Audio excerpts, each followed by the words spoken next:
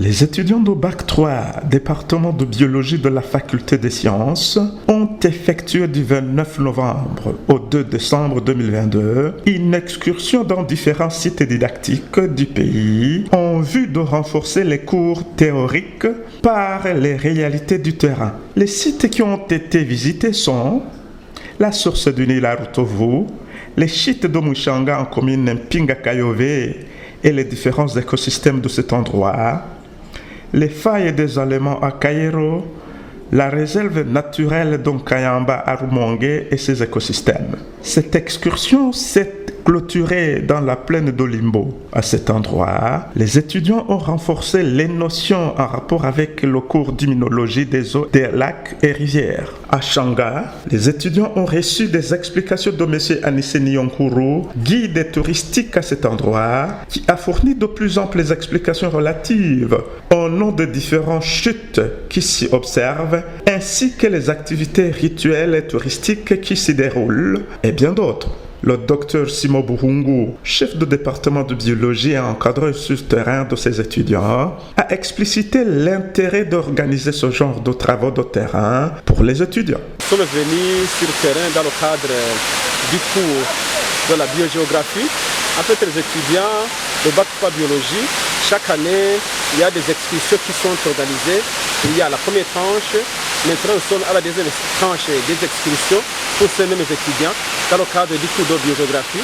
Alors l'intérêt de ces excursions, c'est-à-dire qu'en classe, ils apprennent des théories, mais sur le terrain, ils approfondissent ce qu'ils ont appris en classe, puisque par exemple, ils peuvent identifier les différentes formations végétales ou bien les différents habitats où on peut localiser différentes espèces animales en fonction de différentes régions. Par exemple, il y a des espèces qu'on peut trouver dans la plaine qu'on ne peut pas rencontrer ici. Ici, vous voyez quand même, nous sommes dans le site de Mushanga. Ici, tout autour de Sowiso, il y a une galerie forestière. Alors, il y a des espèces qu'on peut trouver dans cette galerie forestière qu'on ne va pas trouver absolument dans la plaine de Limbo ou bien dans le parc national de la Ruvubu. Donc vous comprenez qu'à chaque type de forêt ou bien à chaque type de végétation correspondent des espèces qu'on va trouver là-bas. Ou bien cette espèce aussi développe une certaine adaptation à son milieu. Les travaux de terrain de 3 jours se sont clôturés dans la plaine de la Rusizi. À cet endroit, les étudiants ont reçu des explications de leur encadreur relatives au cours d'immunologie, le système lentique et le système nautique apprises d'une façon théorique en auditoire. Il a en plus de cela élucidé les différents types de faune et flore que l'on y trouve. Nous avons amené les étudiants de Bac 3 en biologie ici sur la rivière Rusizi pour illustrer d'abord les théories apprises en classe dans le cadre du cours de l'immunologie, puisque beaucoup d'entre eux ne savent pas qu'entre la Rusizi 1 et la Rusizi 2, là où il y a un delta, alors nous voulons montrer que réellement ce qu'ils voient de l'autre côté sur la douane, ça provient de la Rusizi. Alors ici nous allons mesurer certains paramètres physico-chimiques que nous allons comparer avec d'autres paramètres que nous allons prendre à l'embouchure avec le lac Tanganyika.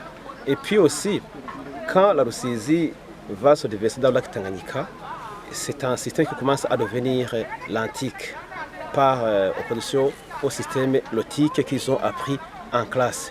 Alors, on se dirige vers le lac Tanganyika où cette rivière va se déverser à l'embouchure, c'est-à-dire que les eaux vont se mélanger avec celles du lac et il y aura une ligne de partage. Et au fur et à mesure que les eaux denses de la Rusizi entrent dans le lac, il y aura un mélange entre les eaux du lac et les eaux de la rivière. À ce moment-là, on verra une ligne de partage entre les deux systèmes, les eaux de la Rusizi qui sont troubles et les eaux du lac qui sont plus ou moins claires. Si nous essayons de comparer, le système est lentique, c'est-à-dire que c'est au plus de la vitesse d'écoulement, c'est-à-dire qu'elle n'est pas grande, tandis qu'un système lotique, c'est-à-dire qu'on a un système où une rivière connaît une grande vitesse d'écoulement. Par exemple, si nous prenons la rivière Nahangwa, la rivière Muha, la rivière Kanyosha, ce sont des exemples d'illustration d'un système lotique. Tandis qu'avec la Rusizi ici, on voit que la vitesse d'écoulement elle est lente.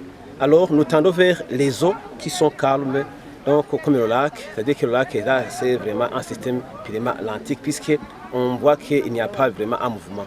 La faune qu'on va trouver dans un système lentique diffère effectivement avec la faune qu'on va trouver dans un système lotique. Puisque dans un système lotique, c'est-à-dire que les espèces qu'on va trouver là-bas, ce sont des espèces qui ont adapté des mécanismes pour se fixer. Notamment, ils ont des soies pour se fixer sur un support. Tandis que la faune qu'on va trouver ici, c'est généralement une faune qui sait nager. Donc, ou bien une faune qui est entraînée par le mouvement des eaux. Par exemple, le zooplancton ne peut pas lutter contre le mouvement des eaux, donc il est entraîné par son mouvement des eaux. Tandis que dans un système lotique, c'est-à-dire qu'ils ont des soies pour s'affixer sur un substrat ou bien sur un support. Les gros mammifères qu'on trouve dans cette rivière, il y a les hippopotames, il y a aussi les crocodiles. Il y a aussi les gros poissons ici, dans cette rivière, il y a beaucoup de poissons. Les mêmes explications ont été encore une fois fournies à l'embouchure de la rivière Mtimbuzi avec les eaux du lac Tanganyika. Les étudiants ont à leur tour apprécié ce genre de travaux de terrain qui ont une valeur ajoutée vis-à-vis des cours théoriques vus en auditoire. Je réponds au Nyunge Commerce. Étudiant Bac 3 Biologie, année académique 2021-2022. Je suis aussi le délégué de cette classe et je vais dire à propos de ce voyage sur le terrain, communément après l'excursion que nous venons de passer.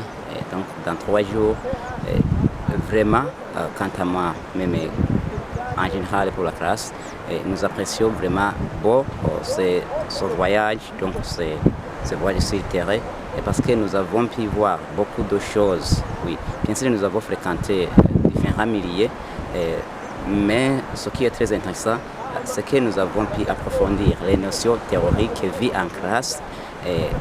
Et ainsi, nous avons pu voir que ce n'était pas donc des mensonges, mais que c'est la réalité.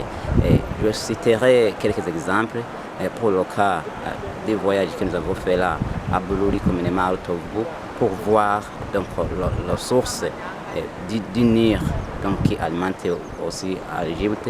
Et nous avons pu aussi connaître certaines difficultés qui se trouvent entre le Burundi et le Rwanda concernant donc ces sources.